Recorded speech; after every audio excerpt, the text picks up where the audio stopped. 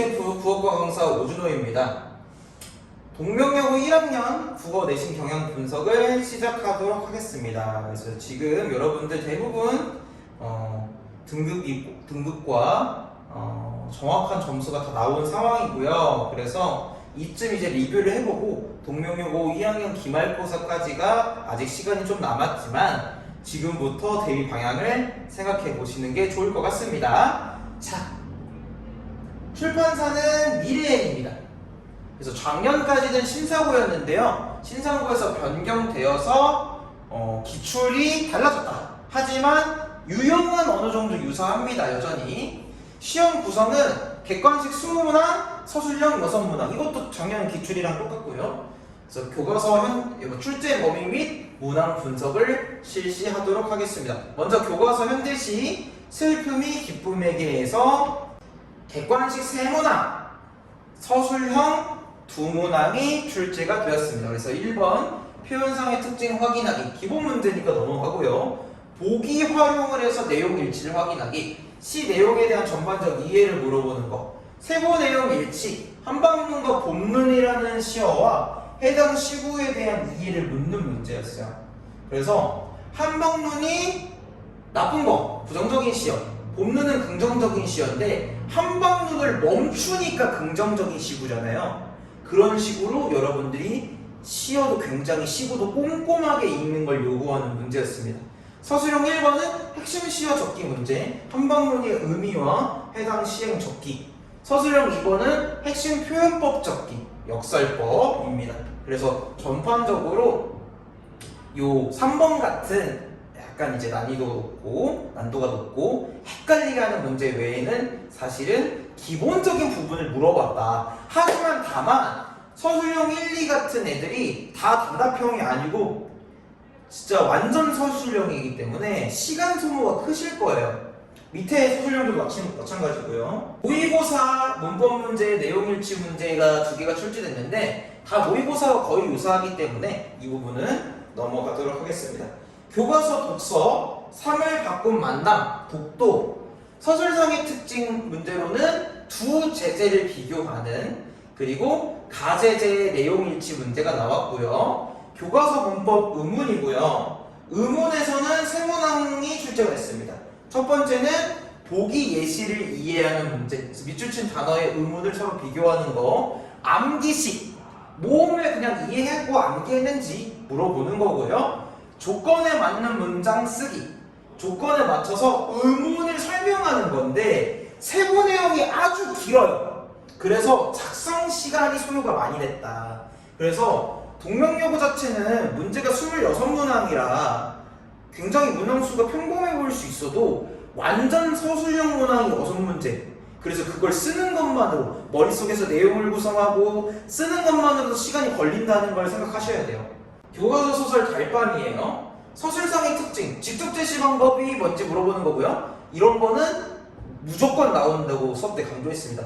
내용 일치, 주요 인물 성격 파악 역시 강조 많이 했고요. 특정 부분의 효과, 결말의 달밤이 어떤 효과 가지고 있는지 너무 많이 설명했고 자습서도 아주 중요하게 다루고 있고요. 서술형 4, 주요 내용 이해, 마을 사람들과 나가 주인공 황수건을 어떻게 대하는지 쌤이 수업 때 많이 강조 드렸어요. 마을 사람들은 황수건을 부정적으로 생각하고 차별하는 존재지만 나는 그에 대한 애정을 가지고 있는 존재다. 너무 많이 말씀드렸습니다. 그 다음 교과서 고전수필 한바탕 통곡할 만한 자리.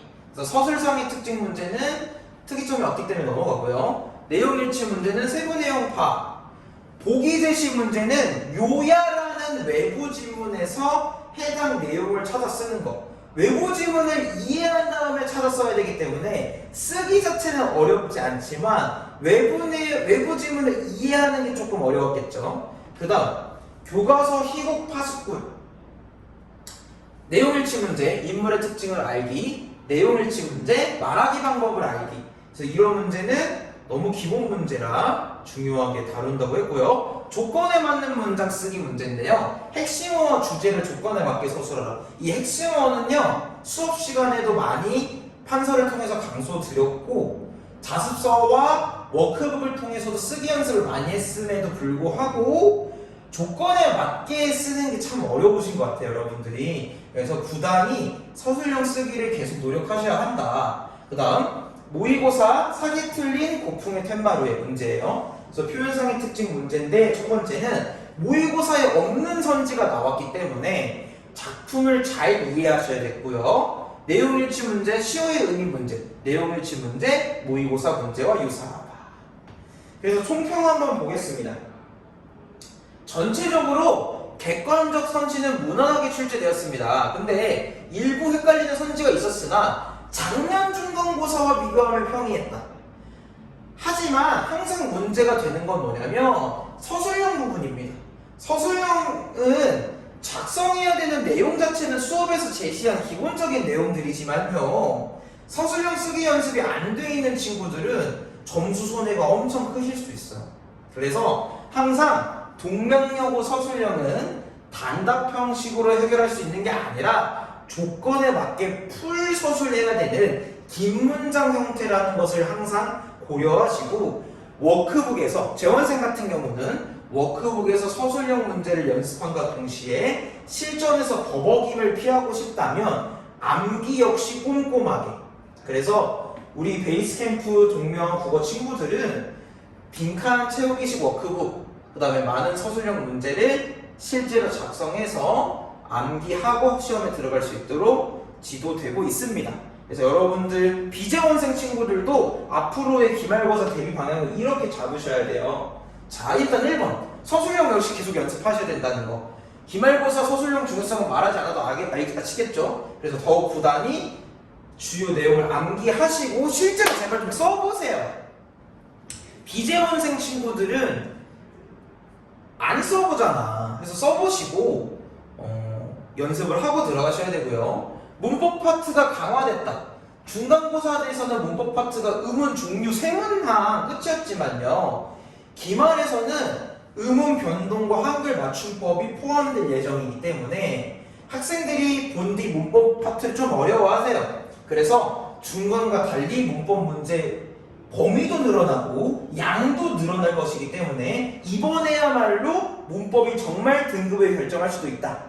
그러니까 문법 이해에 총력을 좀 기울이셔야 돼요. 중간은 문법이 큰 영향을 차지하지 않았지만. 그래서 밑에는 동명국어 적중문제 목록이에요.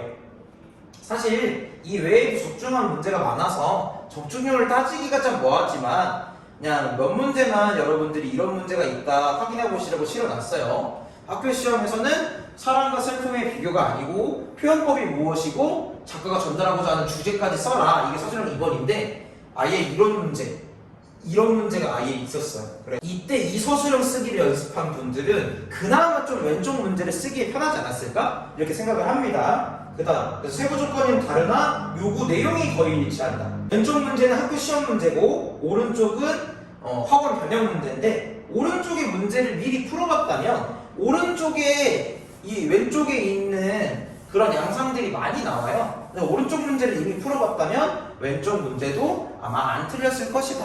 이런 식으로 이제 적중 문제가 많으니까 쌤이 왜 적중 문제가 이렇게 있다는 걸 강조했냐면, 그러니까 적중 문제를 활용하시라는 거예요. 그래서 동명 이제 국어를 듣지 않고 있는 친구들이라도 저희 베이스 캠프 학원에 영어, 수학, 과학 등을 듣고 있는 친구들은 전부 이 적중 문제를 받아갈 수 있으니까 받아서 풀어보시고, 국어를 꼭 듣지 않으셔도 국어도 중요한 과목이다 라고 생각을 해주시는 게 좋을 것 같고, 그리고 아예 베이스캠프 비재원생의 친구들도 상담을 요청하시고 자료를 받아갈 수 있다는 거 생각해 주시고 공부하시면 좋을 것 같아요. 그래서 항상 선생님이 여러분들을 응원하고 있다는 걸 생각하시고 앞으로도 국어 공부 열심히 하도록 파이팅 합니다. 파이팅!